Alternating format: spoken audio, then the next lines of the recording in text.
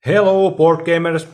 Today I'm going to give my solo review of the Anarchy, the board game, and it's basically a sequel to the Hadrian's Wall. If you have played that game, this is kind of similar and same makers, etc. So basically you are buying a phone book, as you can see, lots of paper.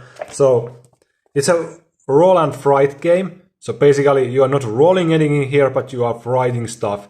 And you just use your pen to write over stuff that will do different kind of things. You can, for example, build a moat and walls and towers and gate.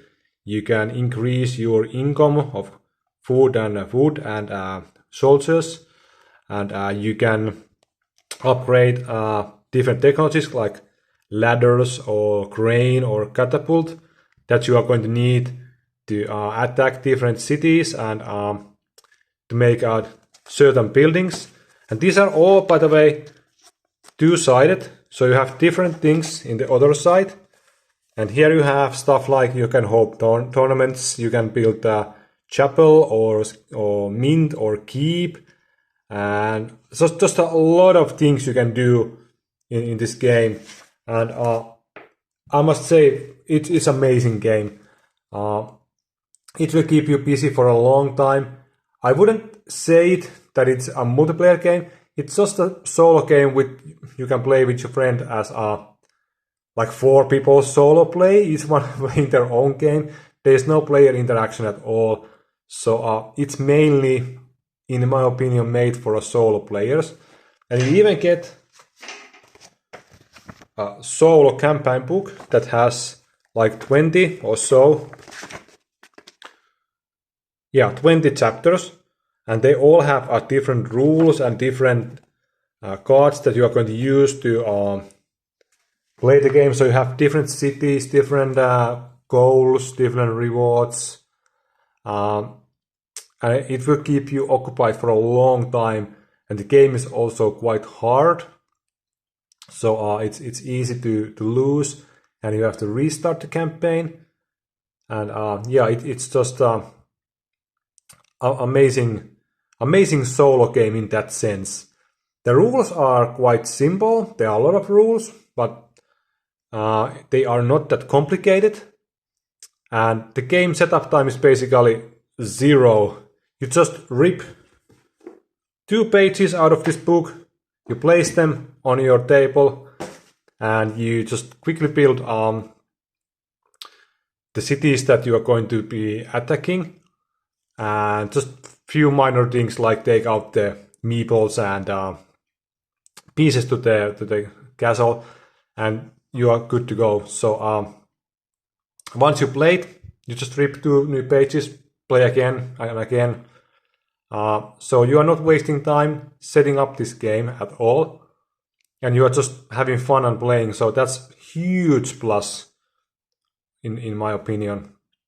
And you have a nice variety here.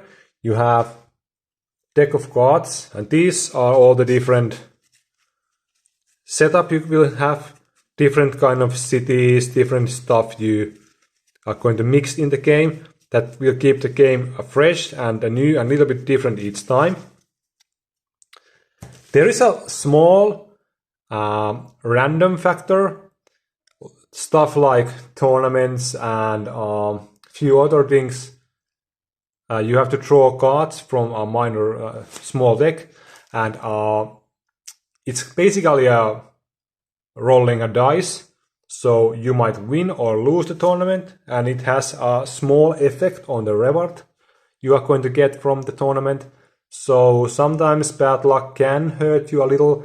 The luck is not that big of a deal, but I have to mention it. There is a small amount of luck in this game, and it's usually going to show up somehow each time you play.